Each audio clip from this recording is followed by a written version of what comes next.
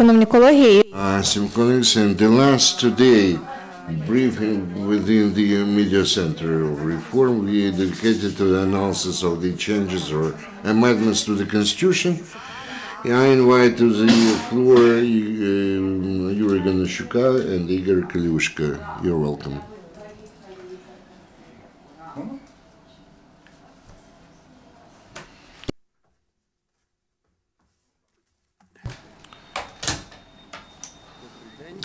Good afternoon, esteemed colleagues. So, together with Yuriy Ganushchak, and my name is Igor Klyuchkovskyi, we came here to represent the RPR, Reanimation Package of Reforms, and our organizations where we work just to talk about the draft clause on making amendments to the Ukrainian constitution regarding the decentralization of the authority, which was submitted by the President of Ukraine, registered in Verkhovna Rada, was 2017A. This draft law, which we and many other experts who deal with the issues of reform and the local governance, we have been waiting for a long time, this draft law. Repeatedly, on behalf of the RPR, we approached the President, addressed the President of the Verkhovna Rada of Ukraine of the previous convocation last year and this Verkhovna Rada composition, calling upon them as soon as possible to coordinate and submit to the consideration of Verkhovna Rada the respective draft law of Ukraine to introduce amendments in the constitution of Ukraine, which is required in order to change the local governance and there are other things which are provided by the concept approved by the Cabinet of Ministers in April last year. Today, when this draft law actually appeared, we can generalize some of the things. Number one, this draft law is based on the results. Let's say we were working on, the Ukrainian experts with the involvement of many foreign consultants, and this draft law resolves, or let's say takes care of those tasks, goals, and objectives associated with the reform in accordance with the concept. Number two, this draft law, at least in my opinion, definitely improves the text of some of the norms of the Constitution which exist today. And number three, in my view, it doesn't bear some kind of, let's say, too big threats which could be feared while approving this draft law. Proceeding from the above said, both the experts participating in drafting out these draft laws and as proceeds from the application of RPR, which you have in your handouts, we call upon the Verkhovna Rada people's members of Parliament of Ukraine as soon as possible to vote for submitting this draft law to Constitution Court, and we hope that the answer would be possible so that the Verkhovna Rada could start the approval of this draft law according to the Constitution of Ukraine, Section 13. After the Constitution Court considers this draft law and comes up with a positive conclusion, the Verkhovna Rada will have a possibility or a chance, while considering this draft law, also introduce some amendments and modifications to this draft law. The analysis of the draft law which we offer to your attention today and the results of the discussion taking place today prompts us that there is a number of provisions where we could further improve this draft law in order for the latter to be to avoid some let's say the double or different interpretation of this draft law. I mean, yeah, and to make the long story short, if I were to just enumerate some of the directions or kinds of the amendments which, in my opinion, could be made to this draft laws, I would break it down into 4 categories as pertains to the section administrative and territorial structure. There is one acute problem: the name of the intermediate level in the system of administrative and territorial structure. They preserve the such title as rayon or district, and since according to the concept all the rayons have to be reformed, there is a risk we face if we preserve this title or the term rayon, by virtue of some of the political situation, could remain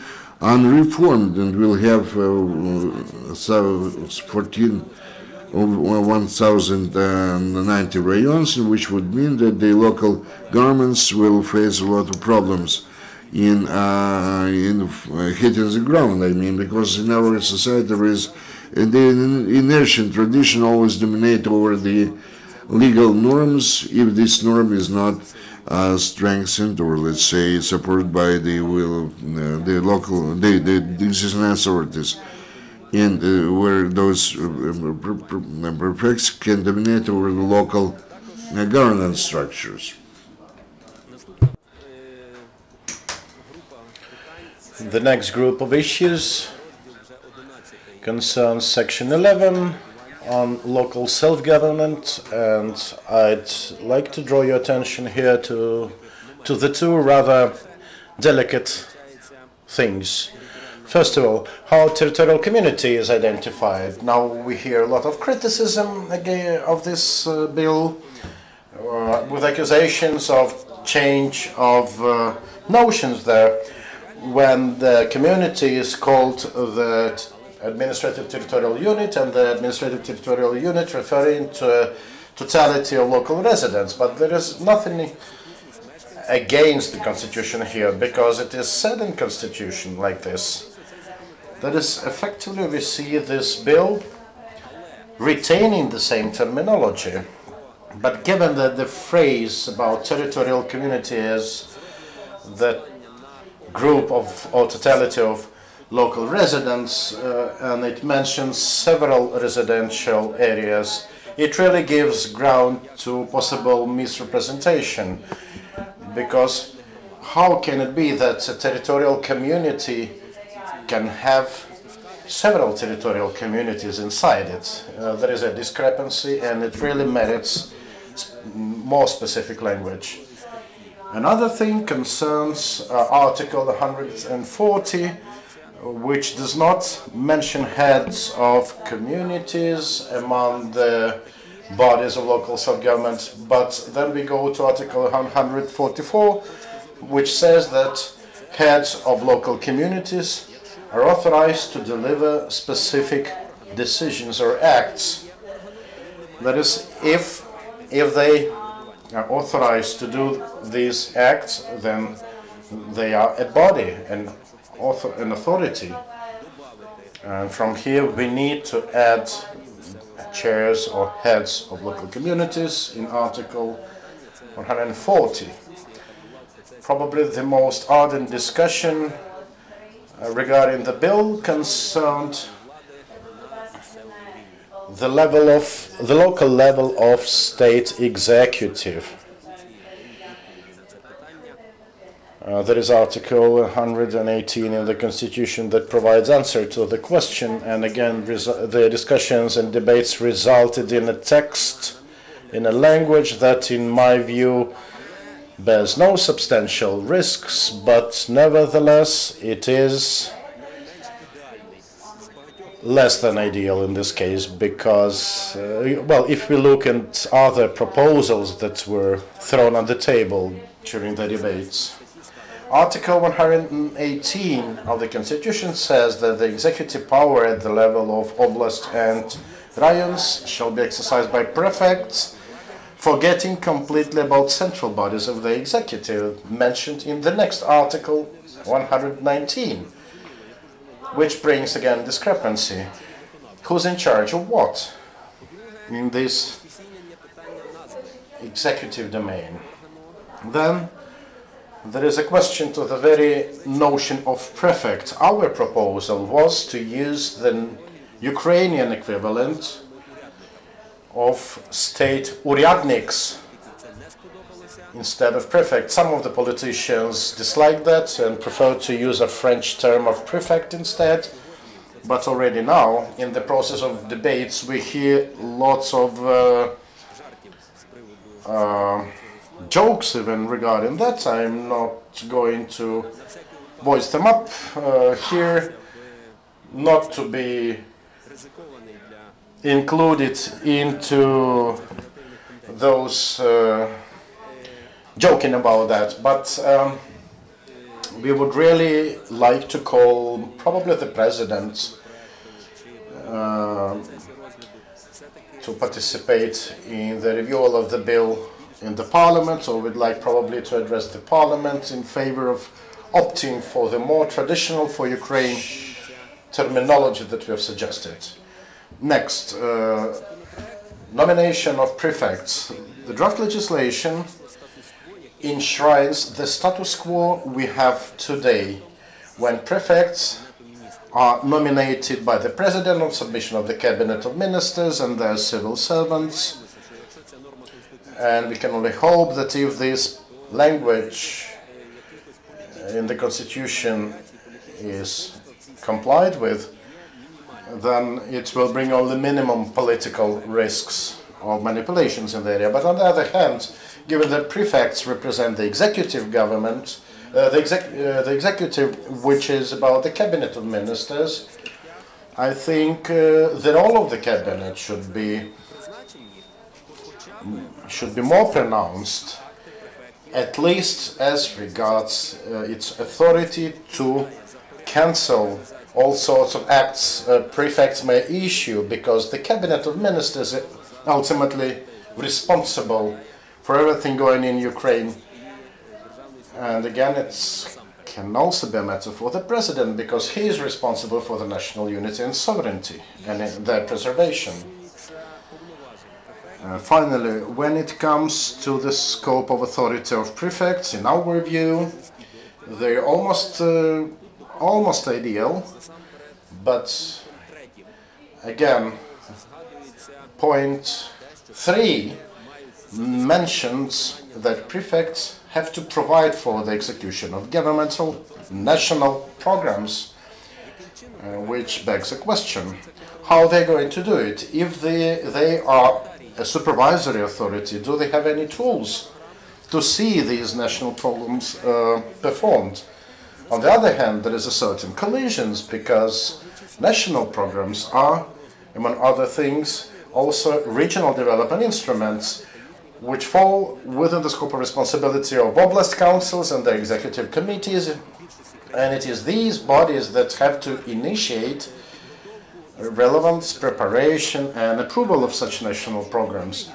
In the current situation, we see that it is not needed or interesting for them to introduce and institute these national programs, because it will be prefects who will be responsible for this. That is, they will initiate national programs and then they will pass some of their authority to prefects, and I'm not sure why it has been devised like this. And the final block that I'd like to briefly outline is, it's actually the most debated one, politically debated one, when politicians speak about the place and role of this draft legislation. It is about changes to Articles 106 and 150 of the Constitution of Ukraine in respect of presidential authority to withhold the powers of local self-government. And this concerns personal composition of relevant bodies, whether on territorial or oblast level, specifically in case whenever such bodies produce acts in clear violation of the Constitution of Ukraine or clearly damaging territorial integrity and national sovereignty or national security of Ukraine. That's quite an ample list with lots of "or" interjections. And this really, it scares a little, because if it is, or if it will be construed as the right of the president to act in any of such individual circumstances, then it is about very ample, dangerously ample authority of the president. The authors of the draft speak of the intention of introducing interim withholding of such powers by the president, with subsequent motions to be moves to be done by the parliament up to early elections, but for bodies of local self-government. So this is hardly an excuse and explanation, because their powers will be stopped from the very outset, and it will hardly help them to know that this is an interim move by the president to be followed by relevant acts by the parliament. It is not clear how long this interim withholding of authority may be. So our idea is that the president should have the right to stop powers or authority of such bodies, first, when a local authority is clearly going beyond its powers, and secondly, when this provides risks or threat to national security, integrity, etc. And in this case, the president should immediately take the responsibility in his arms to withhold the authority of relevant body and apply it to the constitutional courts and to the parliament for further actions. The current language leaves many leeways and leaves many really ors. And I would strongly advise the parliament to come back to refine the language here. Finally, I'd like to say that nevertheless, this draft legislation needs definitely to be supported, and it needs to go to the Constitutional Court for review, and it really needs some upgrades, but anyway, it is better than the existing constitution we have. Thank you. Thank you. I'm not going to criticize the draft law, though honestly speaking, I must say that I would like to see certain changes, not always, as Mr. Koliushko said, which has to be discussed in the status of prefect. But let's say such an issue. Are those amendments or transformations critical? I'm talking about amendments in the Constitution. Can Constitution live without those changes or amendments? The answer is yes. Are those amendments better than the existing? The answer is positive. Will they enable the society to better exist? The answer is also affirmative. So even if our proposals are not going to be considered or taken into consideration, a lot of knowledge which we have today can be explained by the decision taken by Constitutional Court, especially we are talking about the Article 144. Now regarding certain myths and some kind of intimidations or fears, alternative draft laws. The only draft law which I saw, this is the one which makes provision for a Polish model or reforming the representative offices of the authority, national authority, and the local, offices. Like in Poland, they are going to appoint the same prefects. Unfortunately, I have to state that this scheme is unstable and much worse, which is being proposed in the draft constitution today. Now, because in this case, the people are going to be appointed by all means, will be definitely politicians, so their nomination will depend upon the results of the elections. And it is obvious that the process of control over the actions of the local governance bodies will be politicized, especially in case if the local governance bodies are going to have a different political, or will have a different political majority or coloring, so to say. That's why this scheme we believe to be a bad one. A different option is the dissolution of the local council. The Polish option, which they tried to introduce in the alternative draft law, makes provision for dismissal to be ordered by the parliament on the request of the government. But please be attentive. In case of the or let's say the rude violation of the constitution. So the interpretation of this provision can be, very much diverse or different. So the scheme which we propose is much better. First of all, the dismissal will be taken care by we made by the president. By the way, he does not dismiss, but he suspends the act and suspends the activities of the local governance bodies. Position number 2. The president and the body of the, let's say, rebooting the system is most logical in order to do that as a guarantor of the constitution. So the rebooting on the part of the by the political body or the parliament, the political body first of all, is not reasonable, not well grounded or justified. Can you imagine last year the majority of the Bartu region, they could dismiss the regional council? Could they do that? No. This is further confirmed by the fact that for many years they never let's say, planned elections of local councils. In other words, the abuse on the part of the parliament was much more frequent. Now, speaking about the, let's say, transient provisions, Mr.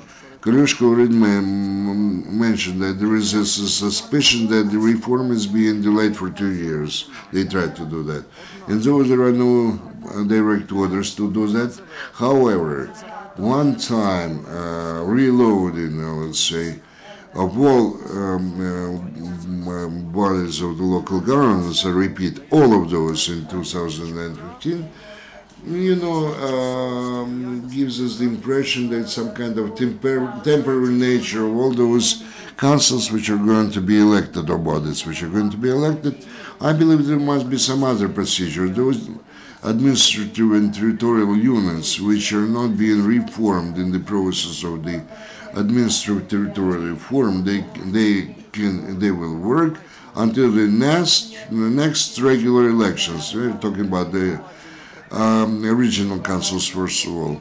The other story, the introduction of the execution councils, bodies and prefects, they changed the palette of the relationship. But if the reform will directly mention that they're going to introduce that gradually and to change the local administration by executive committees and prefectorate offices and prefect offices, then this is not that bad. When the law will become will be effective when the new councils are being elected, then in this case they would know that, let's say, half a year later they will have the same executive committee. So could propose the same principle in other words, in order to adopt the law on the local executive power bodies. And I agree with Mr. Klyuchkovskyi that we have to write the local bodies of executive power, because this will allow us to have a possibility, or to have the process which is called deconcentration of authority of the power. This, in fact, is rather clear, let's say, separation of the functions of the state authority functions. If you are not mentioning those bodies, in this case, they are not even bodies, but in fact, subdivisions of central bodies of executive power, while the bodies or agencies have their own competence That's why if they are mentioning will appear in the Article 118 of the Constitution, this will be really good. A few more words about transitional provisions. Let's say today there is a process of unification of communities, and we expect a lot of more new bodies of the self-governance to reboot them in 2017 is not expedient in my mind, while the law on the voluntary associations could still operate till the year 2017, and the new bodies of local governments after that can take over till the year 2019 until the time of the new elections, and those which will not have time enough to unite, they could have the first elections, non-regular elections in 2017. And again, the issue is raised about this rayon. If you had this word of Povid,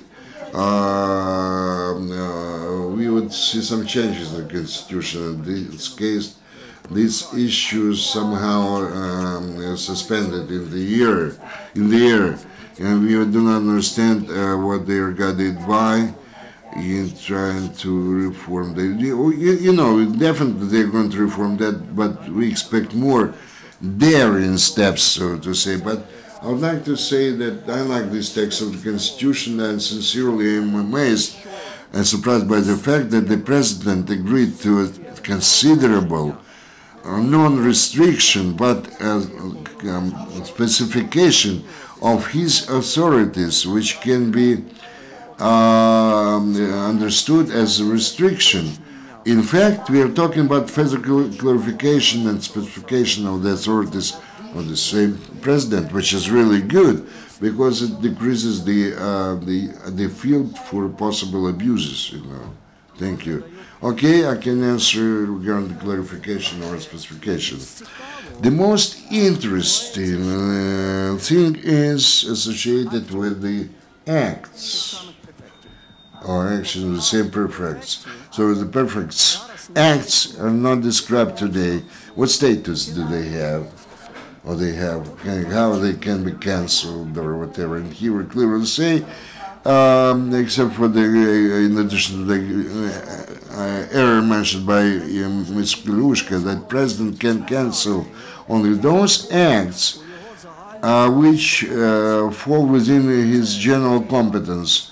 Also, acts pertain to the control over the local governance or whatever is pertain to the activities of perfect and under the extraordinary of the military status.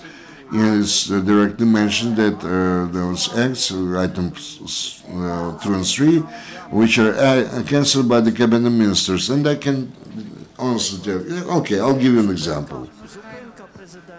Let's say suspension by the prefect of the decision taken by the local council regarding the allocation of the plot of land, allotment of plot of land. The president can actually cancel this act. The act issued by a prefect in compliance with Article 144. When within a month he can suspend this act with the simultaneous lodging the suit in the court. The president can say that this is maybe illegal or whatever, or can be prevented. The president, this is something which pertains to guaranteeing the constitution and the laws which the president is responsible for.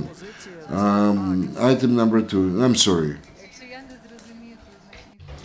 I'm sorry, but if I will not understand it, then nobody will understand it.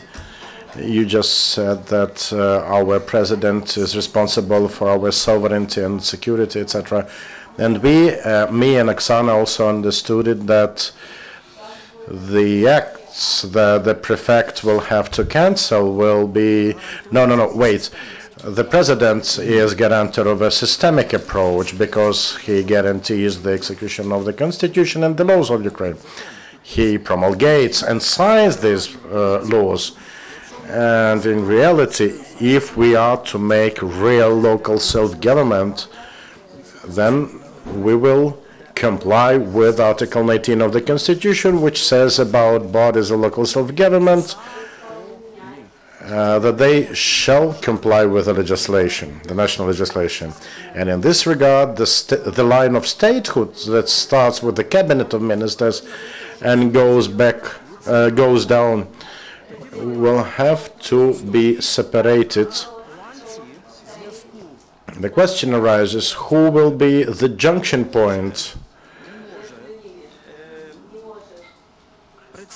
A representative of the Prime Minister may not cancel or withhold acts of local self-government bodies because he represents in this respect the government.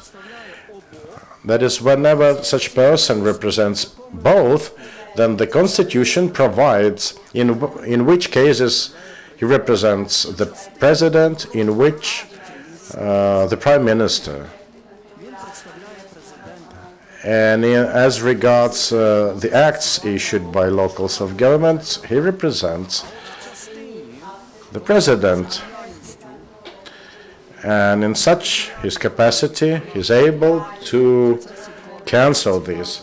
And as regards matters of government coordination, he represents the government. And in this case, the government is capable to cancel acts issued by the prefects. Could you give us an example?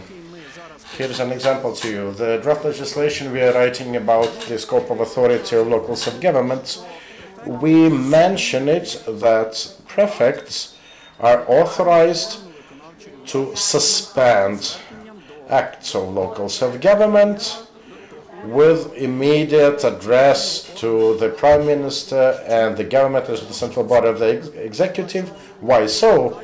Because as in the recent case with Mukachevo, there can be a situation when law enforcement agencies are not entirely adequate in their reactions, and in this case, someone representing the government at the local level may withhold or suspend act or action at the local level and notify the government immediately to have it cancel this act. These are really cardinal specific situations, but we need to provide for possibilities of acting in them. Again, if we check clause 3 that concerns the implementation of national programs, and I'd like to underline it here, it's not about regional level of programs, but national level programs. Prefect is to issue acts of mandatory nature for all local bodies of self-government. Say, if it is about a big infrastructural project that covers several oblasts and is of purely national scale, not of regional scale, and there is a very clear-cut difference between the national level of policy here and the regional or local one. Then, in terms of efficiency and feasibility and even legality, the government may cancel certain acts as well.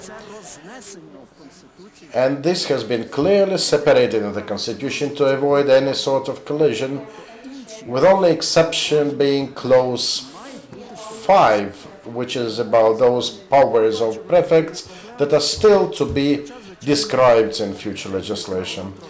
I don't see any specific problem here, though technically it may pose problem. I think when we come to the stage of prefects or perfects, as someone put it, then we'll have to specify more their authority. But anyway, it is about having them as figures of compromise that have to suit all sorts of branches of power. These are really new things, and for the duration of the period of changes to the Constitution being made, and it is about September, I think it would be feasible to present all sorts of legislation that are in the basic package of legislation, because it will provide better understanding of how this system is to work. You may not have everything in the Constitution, and see many more interesting things here, like matters of prefect nomination and related matters. There are already draft legislations of that, and that specify changes to the budget code and administrative and territorial setup, etc. My question is, do MPs understand the subject matter you've described, or have you provided them with this insight with your presentation, or they're just trying to hear it? I wouldn't speak of all the MPs, but some of them are at really advanced stage of understanding. Then, Igor Borisovich, my question is to you: will we have the necessary number of votes, 226, to vote that piece of legislation? And secondly, you mentioned about those ors in Article 4 and about the need to have comma there. What if the Parliament replaces comma back with or and votes for it in this format? What will happen? Well, first of all, at this stage, the Parliament may only motion this draft legislation for review to the Constitution Court, and whenever we have positive opinion of the Constitution Court in terms of its compliance, only then the Parliament will have the possibility to review and hear the draft legislation. At that point, they will surely be authorized to make changes to the language of the law. And if there will be changes also to moments specified by the Constitutional Court, it will have to resend it to the Constitutional Court again for approval. This is the procedure. At some point, there were fears that it will be too long a procedure, that we will not be able to make it before the election period time. But then the president motioned the draft legislation in a format that changes literally nothing or almost nothing until the election time. And most of the provisions are to be implemented in early 2018 after next coming elections, regular elections. After executive committees will be formed, and only after then the president and the cabinet of ministers will enjoy the right of to nominate a prefect. Until that moment, we'll have oblast state administrations the way we have them now, which gives us enough time to further brush up the draft legislation for its approval in October, in November, even in February next year. I wouldn't agree to this because, you know, we do have chance to brush up the draft legislation, but again, it will be the same people doing it, those who design it. And luckily or sadly, it will be like this. Well, you were personally involved in that, Igor. Yes, I did something, but then it was rewritten by others. Well, anyway, I think that the amount of time we have to improve the draft legislation with September set as the deadline, please believe me, there is not much we need to change. There are some points and articles that Igor has already mentioned. Some of them will not get into the final legislation. Some of them he didn't mention, but they will be implemented. Those are not of drastic nature.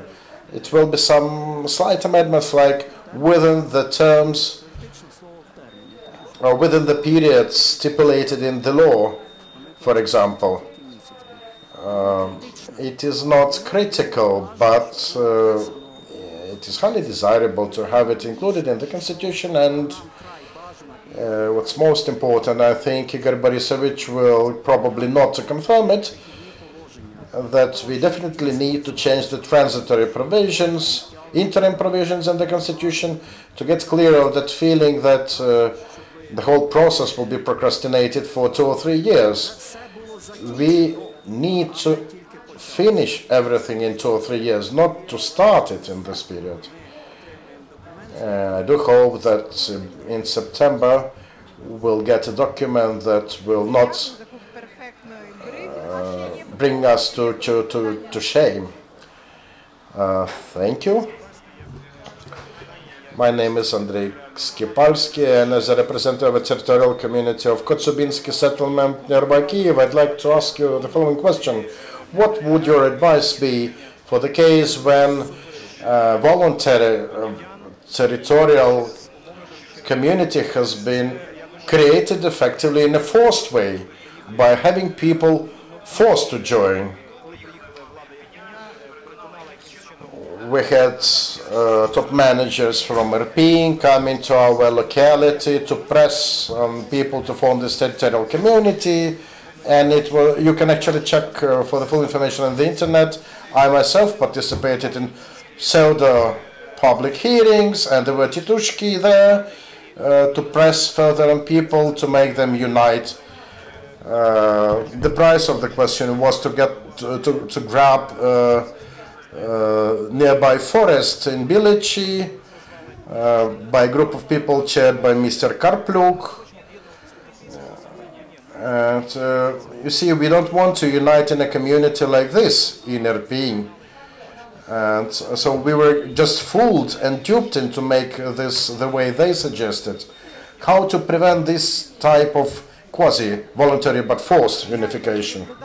I can echo that. Is there a possibility to repetition of such examples? What could be a practical solution? I'll try to answer you. We are talking about the implementation of the law on the voluntary union of some communities. There are some procedures. If any of the procedures is not implemented or not observed, there is only the court ruling. There is no other option.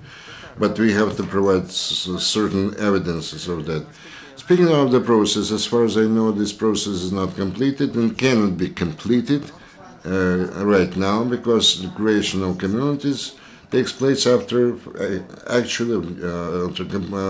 completion of new elections, which can take place on 25th of October. For them to take place for those elections, first of all, we have to have the decision of the regional council on those elections. So the decisions of the respective councils have to be taken by all those communities which are to be united. And this takes place after the first inspection by the regional administration, second inspection, etc., after we fulfill all those procedures which are provided for. Immediately, I would like to say that it does not, it has nothing to do with the formation of the some councils. This is different procedure. Regarding your specific case, this is the case when we are not talking about the perspective plan. Is different from all other cases which you know all over Ukraine, because there they are talking. We deal. Oh yeah, we were having the case what they would like to have, you know, according to the perspective plan or whatever. This process anyway, whether there is a law adopted or not, because the issue of Kotsubinsky be part of the oblast or part of the city of Kyiv, this is a long-standing issue. This can be resolved according to the law on the administrative structure and according to the law on the city of Kyiv, which has been submitted. It's numbered draft law 8129, and it provides explanation how they're going to resolve this issue of administrative structure between Kyiv and Kyiv region. If they adopt this law, then according to the respective procedures, they will resolve the issue of Kotsubinsky, because the issue related to Kotsubinsky goes beyond the boundaries of the law on voluntary union. This is kind of disputable territory. It's similar to the issue of Slavutich in Chernigivsk region, Troshki in Donetsk and Lugansk region. I'm sorry, in several minutes from now we are going to have another briefing, so I suggest you should take